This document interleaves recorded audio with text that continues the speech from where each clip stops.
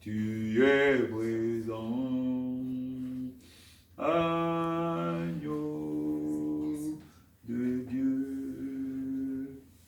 Je t'invite donc à écouter ton cœur, à écouter donc la voix de Dieu qui te parle ce matin. Écoute-la et obéis à la voix de Dieu. Agneau de Dieu, il est présent.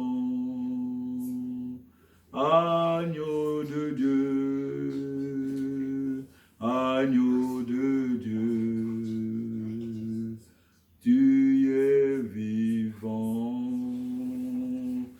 tu es présent.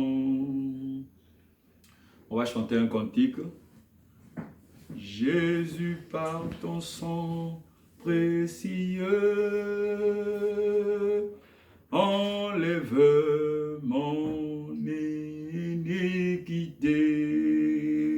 Oh, oh, oh, regarde-moi du haut des cieux. Dis-moi que tu m'as pardonné.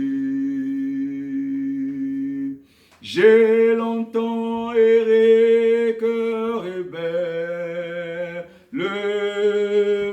mais j'entends ta voix qui m'appelle. Au pied de ta croix, maintenant, tout confus, brisé, je me rends blanc, plus blanc que neige. Blanc, plus blanc que neige. Blanc, plus blanc que neige. Oh, oh, oh, oh, oh. Lavé dans le sang de l'agneau, je serai plus blanc que l'agneau. Plus blanc que neige, blanc, plus blanc que neige, blanc, plus blanc que neige, lavé par le sang de l'agneau, je serai plus blanc que la neige. Oh, le fardeau de mon péché, Dieu très saint est trop grand pour moi. Je veux en être délivré. À cette heure, oh, relève-toi. Jésus, viens, sois ma délivrance. Seul tu peux calmer ma souffrance. Au pied de ta croix, maintenant, tout confus, brisé, je me rends plus blanc que neige, blanc, plus blanc que neige, blanc, plus blanc que neige, lavé par le sang de l'agneau, je serai plus blanc que la neige. Plus blanc que neige, Blanc, plus blanc que neige. Blanc, plus blanc que neige. Lavé par le sang de l'agneau, je serai blanc que la neige. Ô Jésus, ton sang précieux a lavé mon iniquité. Oui, tu m'as répandu des cieux, ton amour m'a tout pardonné. Je te contemplais, je puis croire qu'en toi j'ai complète victoire. Au pied de ta croix, maintenant, je me relève triomphant. Au pied de ta croix, maintenant, je me relève triomphant, plus blanc que neige. Blanc, plus blanc que neige. Blanc, plus blanc que neige. Alléluia. Lavé par le sang de l'agneau, je serai plus blanc que la neige. Oh, plus blanc que neige. Blanc, plus blanc que neige. Blanc, plus blanc que neige. Lavé par le sang de l'agneau, je serai plus blanc que la neige. Oh, plus blanc que neige. Blanc, plus blanc que neige. Blanc, plus blanc que neige. Alléluia. Lavé par le sang de l'agneau, je serai plus blanc que la neige. Oh, lavé, lavé, Lavé par le sang de l'agneau, je serai plus blanc que la neige. oh, lavé, lavé, lavé, Lavé par le sang de l'agneau, je serai plus blanc que la neige. je suis lavé, oh, lavé, Lavé par le sang de l'agneau, je serai plus blanc que la neige. Acclame le Seigneur pour la blancheur. Ce qui est lavé, ce n'est pas tes œuvres. Ce n'est pas parce que tu fais des œuvres que c'est lavé, mais c'est ta tenue qui est lavée. C'est ta robe qui est lavée. Elle est lavée, on enlève les taches. Donc le sang de Jésus enlève les taches de ta robe. Alléluia. Amen. Alléluia. Amen. C'est ce sang-là. Ce n'est pas les œuvres que tu fais sur la terre. C'est parce que Dieu a décidé de laver ta robe pour qu'elle soit blanche, comme le dit le livre d'Apocalypse. Alléluia. Alléluia. Amen. Lavé par le sang de l'agneau, je serai plus blanc que la neige. Qui comprend que sa robe est lavée? Amen. Est-ce que tu comprends que ta robe est lavée? Amen. C'est le sang de Jésus qui t'a tout pardonné. C'est le sang de Jésus qui lave ta robe. Le sang de Jésus lave ta robe. Ce n'est pas la véritable robe que tu portes. La robe, c'est la justice de Dieu. Dis justice de Dieu. Justice de Dieu. C'est la justice de Dieu. Dis justice de Dieu. Justice de Dieu. La robe, c'est la justice de Dieu. Dis justice de Dieu. Justice de Dieu. La robe, c'est la justice de Dieu. Dis justice de Dieu. Justice de Dieu. La justice de Dieu, ce n'est pas la justice des hommes.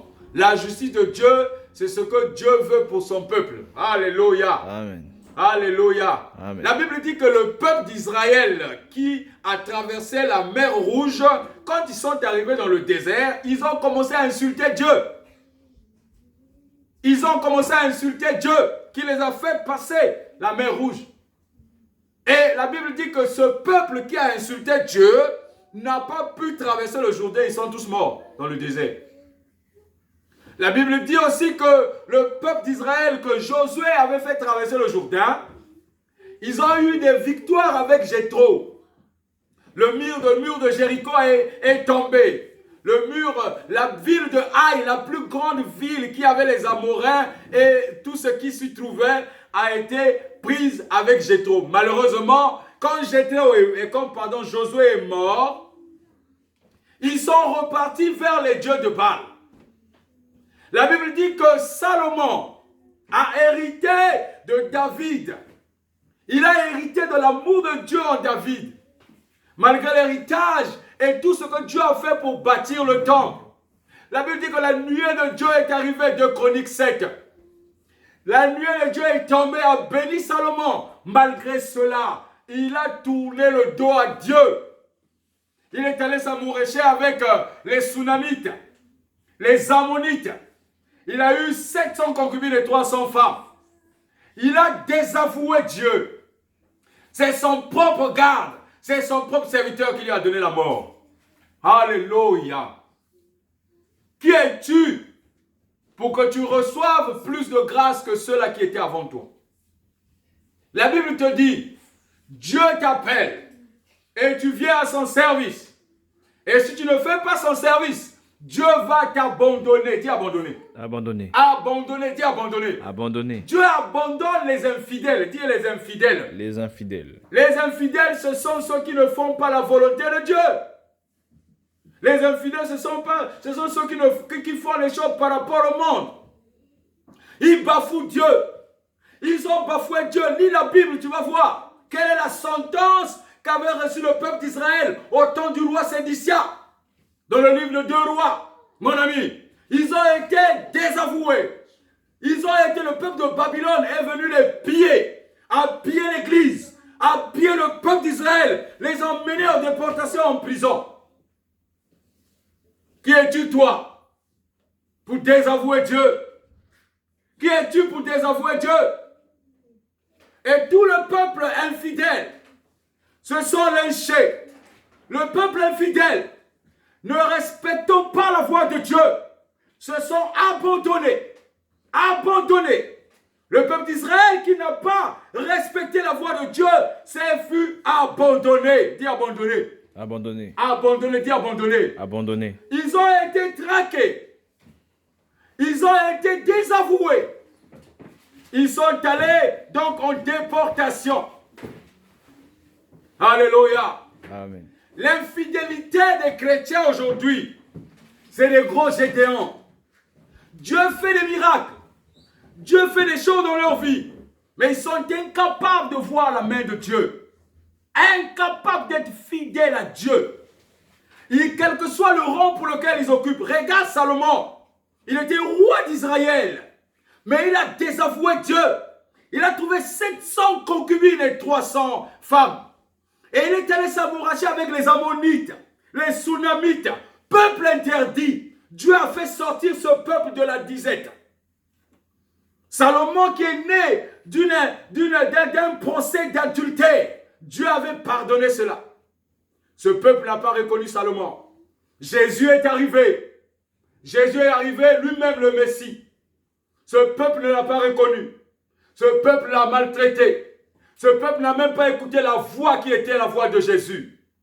Ils sont arrivés parce qu'ils prenaient Jésus pour un féticheur. Ils ont dit que Jésus était en train d'opérer avec l'esprit de Belzéboul. Belzéboul, c'était le plus grand démon. Ils ont accusé Jésus d'être un démon. Parce que pour eux, il n'y a que les féticheurs. Il n'y a que les démons qui font les miracles. Parce que pour eux, lorsqu'ils suivent les fétiches, ils suivent les guérisons, il n'y a que les démons qui font ça. Mais Jésus a démontré qui n'opérait pas par l'esprit de Belzéboul. Jésus est arrivé. Il a multiplié les pains. Il a multiplié les poissons. Et lorsqu'il leur a dit à ce même peuple qui est en train d'acclamer les miracles de Jésus, ce même peuple, quand Jésus a dit maintenant, c'est maintenant le temps de manger ma chair et de boire mon sang, ce peuple est parti. Qui es-tu toi, chrétien d'aujourd'hui, chrétien du 21e siècle? Tu es courbé par les problèmes. Tu es courbé par la peur. Tu es courbé par le manque. Il te manque ceci, il te manque cela. Tu n'arrives même pas à discerner la voix de Dieu. Et tu te dis chrétien. Tu te dis chrétien, il faut avoir des larmes aux yeux. Le monde courbe tous les chrétiens. Il n'y a aucune solution. Aucune personne n'a de solution aujourd'hui. Personne. Les sorciers divaguent. Les féticheurs, les magiciens font leur numéro. Les rois de ce monde, les présidents de ce monde font leur numéro. Ils n'ont aucune solution. Aucune solution. Personne n'a la solution. Ils bafouent Jésus. Ils bafouent Dieu. Mais ils n'ont aucune solution. Ils se croient être au-delà de Dieu. Mais ce monde n'a aucune solution. Ils n'ont aucune solution. Tous sont perdus. La Bible dit que dans les temps de la fin, la parole sera bafouée. Jésus sera bafoué. L'église sera bafouée. Les hommes de Dieu seront chassés, bafoués. Alléluia. Amen. Alléluia. Amen. C'est pour cela que mon frère, ma soeur, regarde ton propre cœur. Regarde ta propre situation. Regarde la situation dans laquelle tu te trouves. Quelle est la situation où tu te trouves? Est-ce que tu reconnais la voix de Dieu? Ou encore tu fais seulement le semblant du dimanche? Tu es chrétien de dimanche. Tu ouvres ta Bible que le dimanche. Le dimanche, là où on lit la parole. Là où tu écoutes la voix de Dieu. Quand Dieu parle. Est-ce que tu es chrétien réellement? Tu arrives à faire les choses de la société. Tu arrives à aller au travail. Tu fais tout ce qu'il faut. Le week-end, tu es occupé. La semaine, tu es occupé. Mais tu es incapable d'ouvrir la voix de Dieu dans la semaine. Et tu te dis chrétien. Tu te dis chrétien. Tu regardes Internet plus que la Bible. Tu regardes ton téléphone plus que la Bible. Tu vas sur les réseaux sociaux plus que la Bible. Mais tu es incapable de te connecter au réseau de Dieu. Et tu te dis ce que tu es. Parce que tu as une santé. Tu n'es rien face à Dieu, mon frère, ma soeur. La seule chose que je vais te dire, c'est que remets ta vie en question. Regarde le miroir. Remets ta vie en question. Remets ta vie en question. Sinon, il sera trop tard pour toi. Il sera trop tard pour toi. Il sera trop tard pour toi. Regarde, quand tu regardes le livre de Rois, 1 Roi 19, Élie a fini de faire tomber la pluie puisqu'il avait arrêté la pluie. Il s'est mesuré à 850 prophètes. 400 prophètes de Baal et 450 prophètes d'Astarté. Ils étaient 850 face à Élie. Il les a battus. Il les a vaincus. Parce que l'offrande d'Élie a été trouvée digne d'être consumée par Dieu. Et lorsqu'Élie a fini, lorsqu'Élie a pourchassé les 850 prophètes, on les a tués. Alléluia.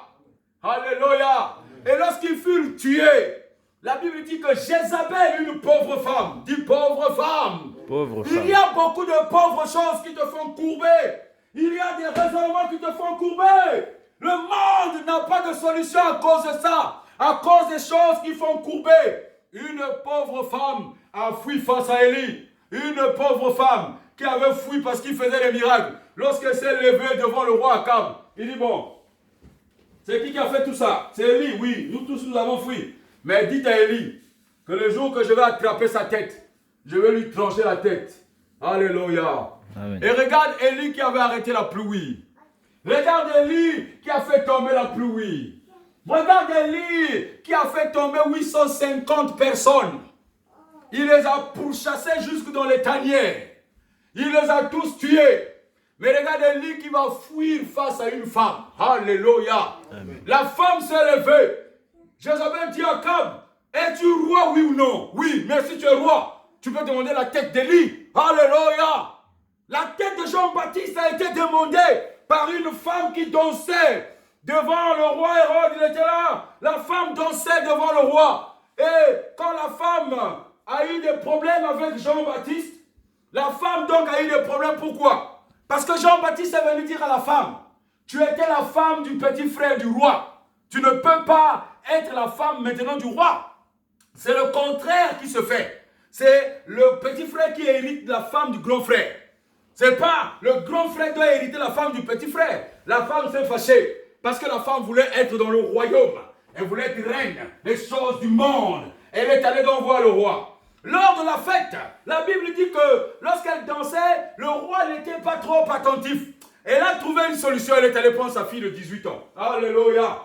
Et elle a habillé sa fille avec les ingrédients, tout ça là. Le roi était assis. Le roi n'avait jamais vu cette fille-là. La première fois qu'elle a vu la fille a ébloui le roi. La fille a séduit le roi. Le roi a dit, bon, demande-moi tout ce que tu veux, je le ferai. C'est en ce moment-là que la femme, la chose à laquelle les gens disent que les femmes ne sont rien, les femmes ne peuvent rien faire, c'est la femme qui est venue dire, elle a soufflé à sa fille, dit à la fille, je veux la tête de Jean-Baptiste. Alléluia. Élie a vaincu les 850 prophètes. Élie a arrêté la pluie que personne ne peut arrêter. Il a arrêté la pluie et il a dit à la pluie, tu peux tomber. Alléluia.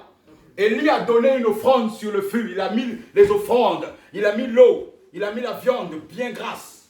Et il a appelé le feu de Dieu. Alléluia. Il dit le feu de Dieu tombe. Le feu de Dieu est tombé. La Bible dit le feu de Dieu tomba. Élie, puissant dans tout ce qu'il faisait. Et il a reculé face à Jézabel. Il est allé se cacher. 1 roi 19. Il est allé se cacher. Devant quoi tu te caches? Devant quoi tu fuis? Devant quelle chose tu es en train de reculer? Tu recules face à quoi? Les hommes de la terre ne te donneront rien. Les rois de ce monde ne te donneront rien. Les présidents ne te donneront rien. Tu vas mourir et ta sentence n'est même pas connue. Jésus te dit, laisse-toi et suis-moi. Dis, suis-moi. Suis-moi. Jésus te dit, abandonne-toi et suis-moi. Alléluia. Où tu veux la vie, où tu veux vivre sur terre. Si tu veux Christ, chaque dimanche, tu viens dans les églises. Les hommes vont dans les synagogues. Les pasteurs sont là. L'orchestre est là. Toutes les choses se font de la même façon, comme une tradition. Les gens viennent, ils repartent. Ils viennent, ils repartent. Ils viennent, ils repartent pareil. Tous les dimanches. Ils ne sont même pas censés comprendre qu'ils viennent suivre Jésus. Ils ne sont même pas censés comprendre que c'est Jésus, ils ont besoin. Tu as besoin de Jésus, tu n'as pas besoin de ton pasteur. Dis Amen. Amen. Tu as besoin de Jésus, tu n'as pas besoin de ton argent. Dis Amen. Amen. La vie aujourd'hui, c'est Christ qui est celui qui te donne le salut. Les hommes s'arrêtent face à les situations. Les hommes s'arrêtent. Les hommes ne réfléchissent pas. Du lundi au dimanche, c'est des perdus. Ils pensent qu'une solution va venir d'ailleurs. La solution vient de toi. Dis la solution vient de moi. La solution vient de moi. La solution de ce monde vient de moi. La solution de ce monde vient de moi. La Bible dit que Dieu lui-même, qui vit dans les cieux, mon frère, ma soeur, toi qui vas suivre, la Bible dit que Dieu cherche un homme qui se tient à la brèche. Dis la brèche. La brèche. La brèche, c'est une montagne à laquelle personne ne peut atteindre. Il n'y a que Dieu qui peut te soulever. Alléluia. Amen. Et si toi, tu attends les bras croisés pour que Dieu fasse quelque chose, quand tu vas à l'église, ce n'est pas pour les autres que tu vas à l'église. Quand tu vas à l'église, c'est pour toi que tu vas à l'église. Alléluia. Amen. Tu ne vas pas à l'église pour des autres et ainsi de suite. Tu vas pour toi. Tu cherches une solution à ta vie. Hein? Oui ou non? Amen. Oui ou non? Amen. Oui ou non? Amen. Quand tu vas au travail, tu vas au travail pour toi. Oui ou non? Amen. Parce que tu sais qu'à la fin du mois, tu auras le salaire. Oui ou non? Amen. Oui ou non? Amen. Tu ne vas pas pour que quelqu'un, ton collègue de service, quand tu touches ton salaire, tu n'appelles pas ton collègue de service pour dire je vais te donner une partie. Même à Dieu, des fois, tu ne donnes rien. C'est pour toi que tu vas à l'église. C'est pour toi que tu vas travailler. C'est pour toi et ta vie. Il n'y a personne ici qui va dire qu'il va pour son collègue. C'est pour toi. Alléluia. Amen. Tu te lèves le dimanche, tu te lèves tout le temps. Et tu fais ta beauté, tu vas à l'église. Tu as un problème que tu caches. Il était face à Jézabel. Il a fui. Et dans sa fuite, ce qui est positif dans sa fuite, c'est que lorsqu'il s'est caché, Dieu l'a parlé. Dis Dieu l'a parlé. Dieu l'a parlé. Dis Dieu l'a parlé. Dieu l'a parlé. Vous savez ce qu'il a dit au chapitre 19? Élie dit, vraiment, je vais pour moi mourir. Parce que si c'est Jézabel qui va m'attraper, c'est une honte. Il dit, Seigneur, vraiment, je veux mourir. Moi, je veux mourir. Il y a beaucoup de gens qui disent ça. Beaucoup de gens disent ça. Quand ils ont des situations, ils veulent déjà mourir. Il dit, moi, je n'arrive plus, je n'en peux plus, moi, je préfère mourir. Il y en a même des gens qui se suicident. Il y a des gens qui se Suicide. Il y a des gens qui se suicident à cause des problèmes de la société. Élie n'est pas allé vivre dans la maison de quelqu'un. Élie n'est pas allé vivre dans la maison de quelqu'un, mon frère. Quand Élie a fui le Jézabel, il n'est pas allé chercher toquer à la maison de quelqu'un. Élie est allé vivre dans une grotte. Il y a un trou. Dis un trou. Un trou. Dis un trou. Un trou. Dis un trou. Un trou. Dis un trou. Un trou. Élie est allé vivre dans le trou. La Bible dit que les oiseaux, donc le corbeau, venaient nourrir Élie matin, midi, soir. Il matin, midi, soir. Matin, midi, soir. Tu penses qu'il était nourri juste parce qu'il fallait manger? Alléluia. Amen. Pour qu'un corbeau obéisse de venir te nourrir, qui donne l'ordre au corbeau? C'est Dieu. Qui donne l'ordre au corbeau? Dieu. Pourquoi tu penses que ce sont les hommes qui feront de toi quelqu'un? Pourquoi tu penses que sur la terre, ce sont les hommes que tu suis là qui te feront quelqu'un? Dieu est celui qui choisit les hommes. Les corbeaux te nourriront. Les corbeaux, c'est quoi? Ça signifie quoi le corbeau? Peuple étranger. Les corbeaux, c'est quoi? C'est ce que tu n'as jamais connu. Les corbeaux, c'est quoi? Ce qui fait que tu restes dans ton camp parce que tu te dis que tu ne peux réussir que grâce à telle personne. Alléluia. Tu ne peux réussir que grâce à telle personne. Et tu restes affamé là. Tu restes malgré on te frappe. Malgré on t'insulte. Mais tu restes là parce que tu penses que c'est grâce à lui que tu vas vivre sur la terre. Tu vis sur la terre grâce à Dieu. Tu vis sur la terre grâce à qui? Dieu. Les enfants que tu donnes, les yaourts, les laits, le pain, les Nutella là, c'est pas ça qui les fait grandir. Ce qui les fait grandir, c'est qui? Qui les fait grandir? Dieu. Tu n'as jamais entendu qu'il y a des hommes dans la forêt qui grandissent? Tu n'as jamais entendu que les animaux font les histoires avec les hommes, ils grandissent, ils deviennent des hommes? Tu n'as jamais entendu ça? Tu n'as jamais entendu ça? Si. Mais pourquoi tu penses que ta vie dépend des hommes? Ta vie ne dépend pas des hommes. Ta vie dépend de Dieu. Ta vie dépend de Dieu. Dieu. Ne laisse pas un homme te courber. Alléluia. Ne laisse pas un homme te courber. La vie dépend de qui? De Dieu. Que ce soit tes enfants, ta femme, ton mari, ta société, elle ne va rien faire dans ta vie. C'est qui fera quelque chose? C'est Dieu. Mon frère, à chaque fois que tu obéis à Dieu, et vraiment tu obéis à Dieu, par la grâce de Dieu, les hommes là viendront se prosterner devant toi. Amen. Ils reconnaîtront ton Dieu parce que tu l'as obéi. Amen. Ils reconnaîtront ton Dieu parce que tu l'as obéi. Amen.